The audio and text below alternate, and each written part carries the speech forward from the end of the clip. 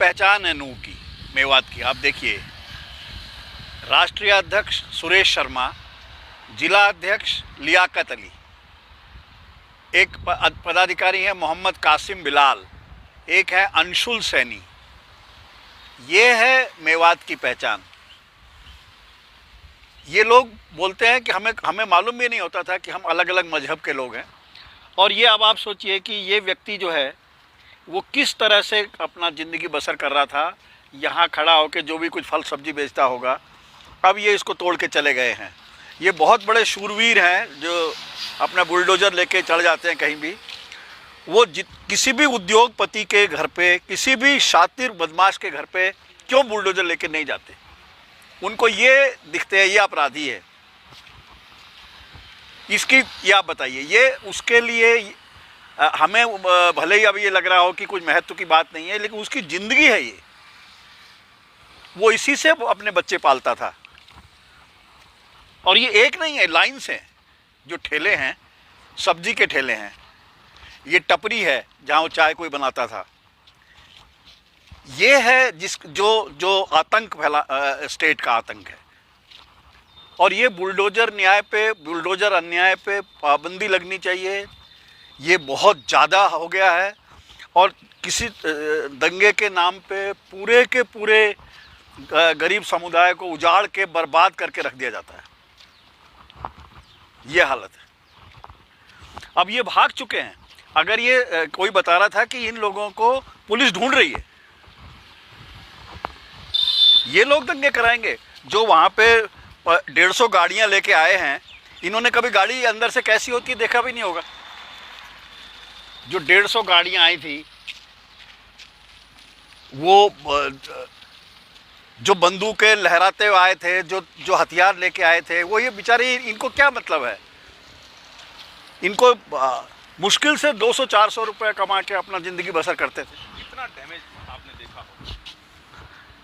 नहीं, डैमेज मैं ऐसे एस्टिमेट नहीं कर सकता, लेकिन जो मेडिकल कॉलेज है उसके पास में दवाइयों की दुकानें और जो स्टूडेंट्स किताबें खरीदते थे उसकी दुकानें 40-50 से कम नहीं होंगी। जो एक होटल ढाया गया है उसका भी अंदाज़ा नहीं लगा सकते। लेकिन मैं तो ये कह रहा हूँ कि ये पैसे के क्वांटम से नहीं जाता। आप सोचिए कि इनको, ये भले ही एक टपरी उसकी 1500-2000 की हो, ये 2500 की हो, लेकिन उसके लिए 2-2500 अभी फिर जुटाने मुश्किल हैं। वो नहीं अपनी ज़िंदगी लाइन पे ला सकता। और सड़क के दोनों तरफ ये दिखाई देता है। सड़क के दोनों तरफ है। और आप देखेंगे तो यहाँ आग जलने के निशान हैं। ये इनको जला, इसमें इन्वेस्टमेंट होती है। बड़े बड़े आजकल वो सबसे बड़े वीआईपी हैं जो दंगाई हैं, वो लोग ये करते हैं। ये बेचारे गरीब आदमी ये क्या दंगा करेंगे? ये अभी भाग चुके हैं।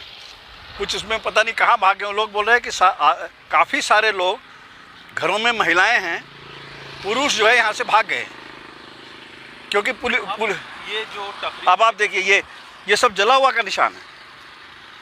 ये सब जलाया गया है।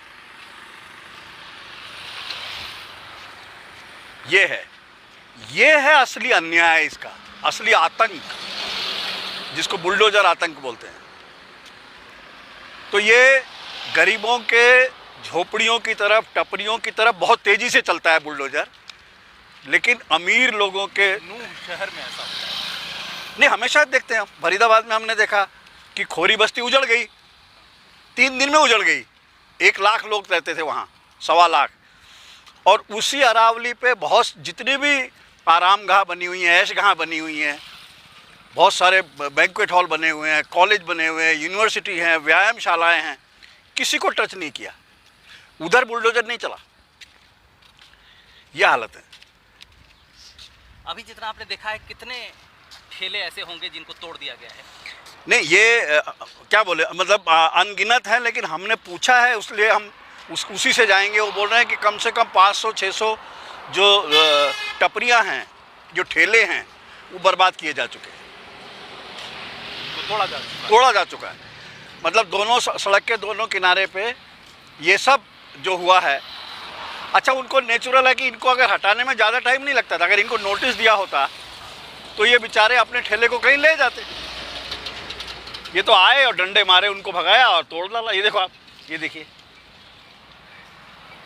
कुछ ये कौन सा कुछ दुकानों के शटर भी काटे गए हैं। शटर काट के लूटी गई हैं, सामने दिख रही हैं, शटर कटे हुए हैं वो लोग, देखिए आप। ये कौन सा न्याय है? ये कहाँ लिखा हुआ है? कौन से संविधान में लिखा हुआ है? ये समझ में नहीं आता और इसका ये पैटर्न बन गया है।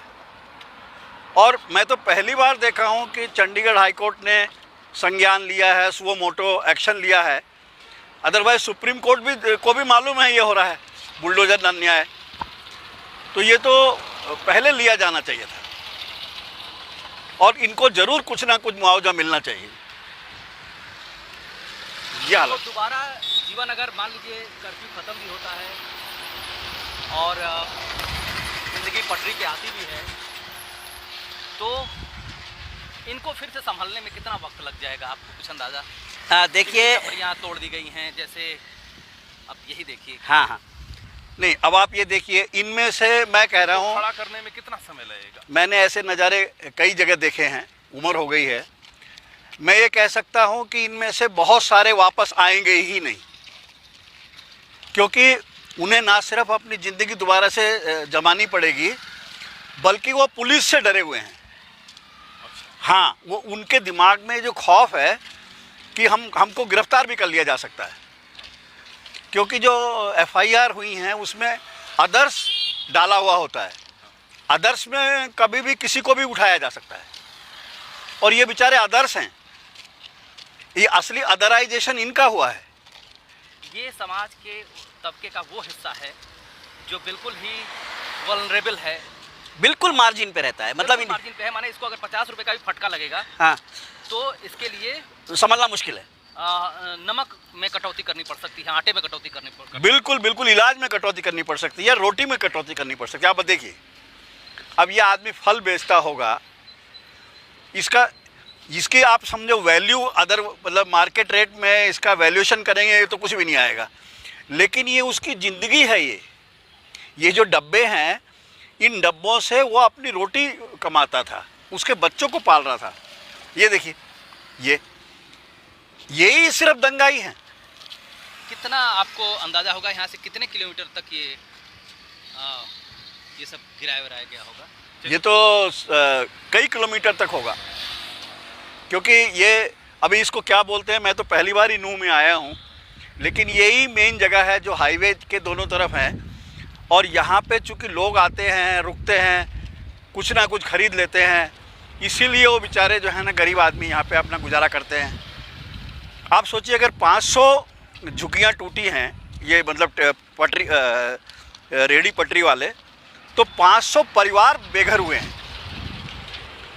अगर 6 लोग भी लगाएंगे तो आप सोचिए 30,000 लोग हो गए। ये इफेक्ट हुआ है इनका। जो अमीर हैं, जो ये सारे काम करते हैं, दंगे हिंसा गढ़ते हैं, माहौल बनाते हैं, मीडिया पे चलाते हैं कि सारा नूह में ही अपराध हो रहा है, जबकि इसका कोई सबूत नहीं है। अब आप सोचिए कि जिस शहर में आज तक दंगा नहीं हुआ, उसको हम कैसे बोलेंगे अपराधी है, जबकि 80% मुसलमान हैं। तो पहले उसको अपराधी जिला घोषित करो, उसके बाद में इस तरीके के दंगे करो, हिंसा करो, और उसके बाद में बुलडोजर लेके चढ़ जाओ। लोग अभी बताएं, अतिक्रमण हटाने के नाम पर ही हुआ। हाँ, नहीं, ये अतिक्रमण तो आप कहाँ नहीं है। ये अगर समझो अतिक्रमण के नाम पे भी हुआ है, तो हरियाणा सरकार का ही रूल है कि जिनको हटाया जाएगा उनको कहीं हॉकर्स को बसाया जाए, मतलब जगह दी जाएगी। ये बाकायदा हरियाणा सरकार का कानून है 2014 या 15 का, कि अगर कोई कई साल से हॉकर का काम कर रहा है, इसमें तो बल्कि सुप्रीम कोर्ट का एक जजमेंट है कि हॉकर्स इस देश की अर्थव्यवस्था में बहुत बड़ा योगदान कर रहे हैं, क्योंकि ये उस गरीब तबके को बहुत सारी वस्तुएं उपलब्ध कराता है जो कि अदरवाइज वो नहीं ले पाएगा।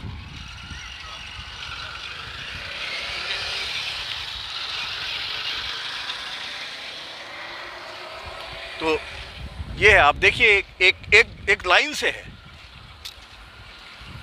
इनके घर भी अवैध होते हैं क्योंकि घर लेने की हैसियत नहीं बची, इनके रोजी रोटी अवैध होती है। ये व्यक्ति ही एक तरह से स्टेट ने अवैध घोषित कर देनी चाहिए, यानी सब गरीब लोग, उनकी ज़िंदगी ही अवैध है।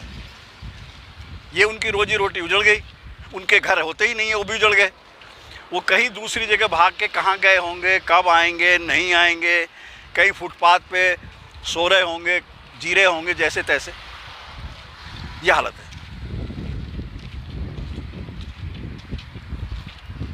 माने उनकी ज़िंदगी को बदल देने वाली है तबाही। या इनकी ज़िंदगी को उलट देने वाली, इनकी ज़िंदगी को तबाह कर देने वाली ये हिंसा हुई है, जिसमें इन गरीब लोगों का कोई और ये किसी दंगाई ने नहीं किया।